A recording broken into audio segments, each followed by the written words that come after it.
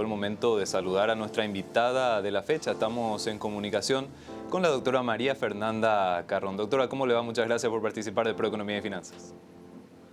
Buenos días, Eduardo. Un placer estar con ustedes. Muy buenos días. Doctora, considerando su amplia experiencia dentro del sistema financiero, queríamos hacer con usted un análisis de cómo fue evolucionando el sistema financiero paraguayo desde diferentes ópticas. Principalmente, doctora, ¿cómo vio usted lo que fue esta evolución del sistema financiero de nuestro país en términos de lo que sería la participación, la inclusión financiera y otros indicadores que le resulten relevantes? Paraguay está dando pasos hacia adelante en términos de lo que sería su sistema financiero. Pero por supuesto que sí, realmente en la última década el sistema financiero paraguayo, sustentado dentro de una estabilidad macroeconómica, la estabilidad macroeconómica, es decir, tener una inflación predecible, una economía en crecimiento, permite también una estabilidad en el sistema financiero. Entonces, dentro de toda la implementación de una supervisión basada en riesgos, que esto también fue un hito fundamental del Banco Central, permitió este crecimiento. El sistema financiero viene creciendo sostenidamente año tras año en cuanto a la cantidad de créditos y a la cantidad de depósitos otorgados. Pero creo que es fundamental destacar que no solamente crecemos en cuanto a la cantidad de depósitos, sino en cuanto al plazo en que hoy la gente, la población, deposita en el sistema financiero. Y cuanto más plazo, también tenemos un plazo mucho mayor en el otorgamiento de créditos.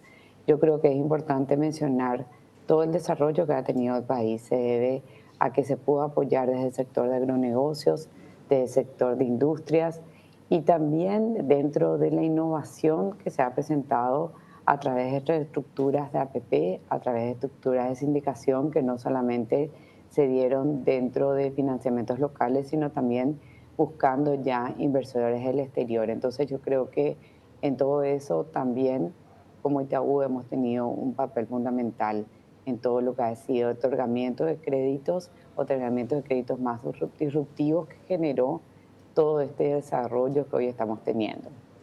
Así mismo, Doctora, Eduardo. estuvo comentando justamente los hitos del sistema financiero. ¿Cuáles le parece que son algunas de las cuestiones fundamentales que estuvieron trazando este camino que estuvo comentando? En Paraguay estamos teniendo avances, sobre todo en materia de inclusión financiera, que es una cuestión bastante importante, pero hay evidentemente muchas cuestiones también para comentar. ¿Cuáles fueron esos hitos bajo su óptica, doctor? Y fue el cambio de una ley orgánica dentro de lo que fue la ley de bancos y una supervisión diferente basada en riesgos es lo que te permite una escala diferente. Y dentro de una escala diferente, por supuesto, que el desafío que sigue siendo un desafío pendiente es la inclusión financiera, pero se ha avanzado muchísimo y principalmente en los últimos años. Yo creo que más que seguir creciendo, tenemos que ver dónde efectivamente tenemos que crecer. Y ahí efectivamente tenemos un dilema en lo que es el poder adquisitivo de nuestra gente y la necesidad y el entendimiento de que la inclusión financiera es parte del desarrollo integral de las personas. Cuando hablamos de una inclusión financiera, hablamos de una persona que puede beneficiarse de un crédito para iniciar su negocio, puede beneficiarse de un crédito para su casa, para la educación de sus hijos. Entonces es parte fundamental de la persona. Y me recuerdo y creo que es muy oportuno mencionar que la posibilidad de tener una cuenta tiene que ser más que una obligación, tiene que ser el derecho de toda persona, poder tener acceso a una cuenta y a partir de ahí a beneficios adicionales. Eso es lo que es microfinanzas y yo creo que en eso tenemos también un papel fundamental dentro de nuestra institución, pero yo no quiero dejar de destacar, Eduardo, lo que constituye la fuente de trabajo, porque cuando das un financiamiento a largo plazo a un proyecto y que en un momento pensemos cómo veíamos la economía y cómo veíamos el sistema financiero hace 10 años. Hace 10 años uno no veía créditos de más de 3 años para todo lo que era el financiamiento de la producción y eso también impedía a que se puedan tener proyectos que impliquen también la fuente de generación de ingreso y la fuente de generación de trabajo. Entonces, tenemos dos ambientes muy importantes. Tenemos el ambiente micro, pero tenemos un ambiente también del sector corporativo donde es fundamental el papel que ha tenido el sistema financiero en poder hacer que todos estos proyectos se den. Proyectos del sector privado y también proyectos del sector público. Yo creo que el sistema fue fundamental en las operaciones de APP que se han dado en los últimos años. Sabemos que hay un déficit fiscal, sabemos que la capacidad del gobierno es cada vez más limitada para que con sus propios recursos financien toda esta necesidad de infraestructura y ahí el papel justamente del sistema financiero y de bancos de tamaño de Itaú son fundamentales. ¿Por qué? Porque es necesario. La infraestructura es necesaria para seguir generando esta fuente de trabajo y para poder realmente hacer más factibles el acceso y el desarrollo que tenemos, no solamente el sector agronegocio, sino también dentro de la diversificación de la economía que estamos viendo.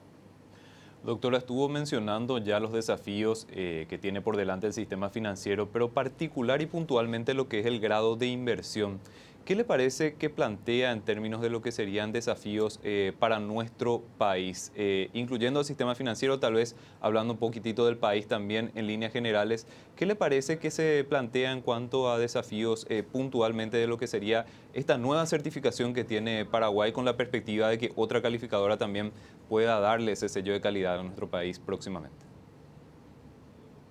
Eduardo, por supuesto que hay desafíos, pero principalmente hay oportunidades. Es decir, hoy Paraguay obtiene un financiamiento externo y obtiene un financiamiento ya a grado de inversión, pero por supuesto obtener el grado de inversión también de una calificadora adicional nos va a permitir primero obtener un financiamiento a un costo menor. Eso es realmente muy factible y yo creo que va a ser un paso importantísimo, pero sobre todo ser capaces de poder recibir en mayor medida a inversores. Y al poder recibir en mayor medida a inversores, vamos a poder tener mayor diversificación de nuestra economía.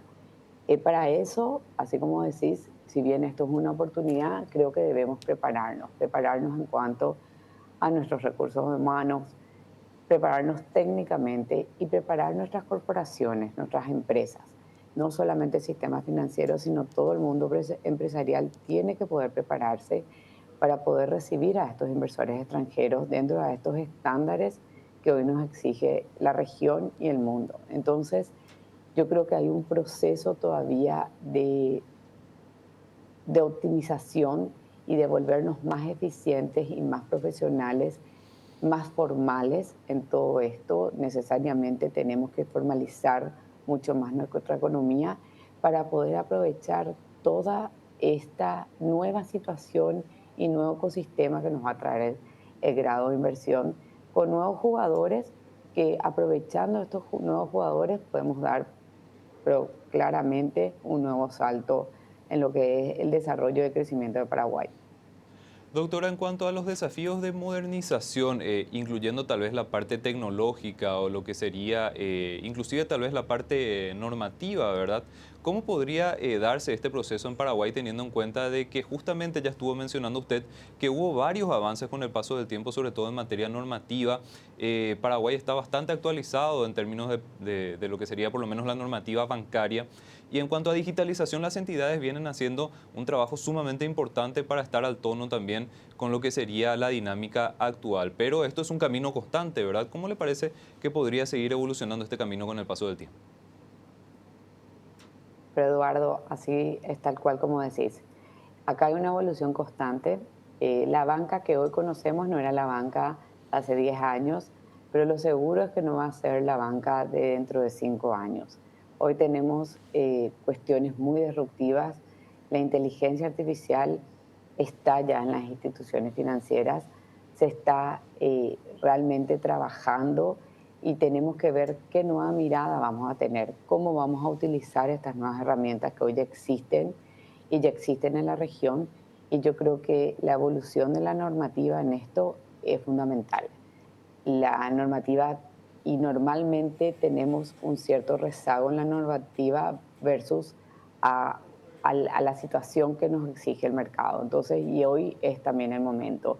Es el momento que actualicemos nuestras normativas, pero realmente no podemos negar y pienso la evolución que ha tenido el sistema de pago, la evolución que han tenido los canales digitales, la evolución que hemos tenido en la forma de transaccionar con los bancos y con las entidades financieras, es indudable que esto trae y va a seguir trayendo cambios fundamentales. Entonces, yo creo que es importante estar siempre a la vanguardia de estos cambios.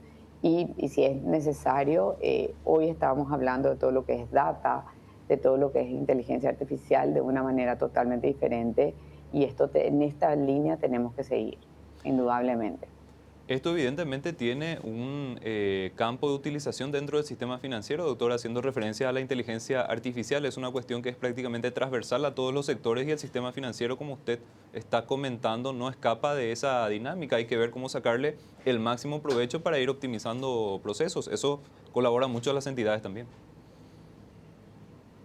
Mira, es fundamental y realmente yo creo que siempre Paraguay tiene que mirar de que las cosas que pasan en la región y en el mundo terminan pasando cada vez más rápido en Paraguay. Hoy ya es una realidad la inteligencia artificial en las entidades financieras y nosotros no podemos estar lejanos de esto. Entonces tenemos que ver la manera más rápida de verlo normativamente, pero también de incluir dentro de los procesos del banco y sin tener un temor, porque siempre estábamos temerosos a que estaría reemplazando la tarea.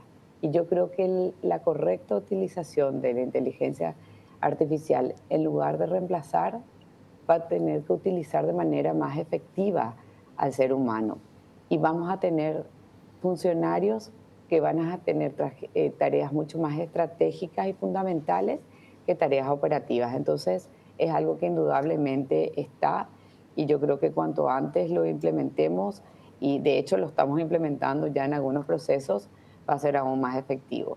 Pero ahí no quiero dejar de destacar dentro de esta visión que hoy me toca liderar de lo que es riesgos, que a medida que las oportunidades se van potenciando, también los riesgos se van potenciando. Entonces que hoy sí estamos mucho más vulnerables a todo lo que son los ataques en cuanto a ciberseguridad, y en esto también nosotros tenemos que tener esta misma evolución.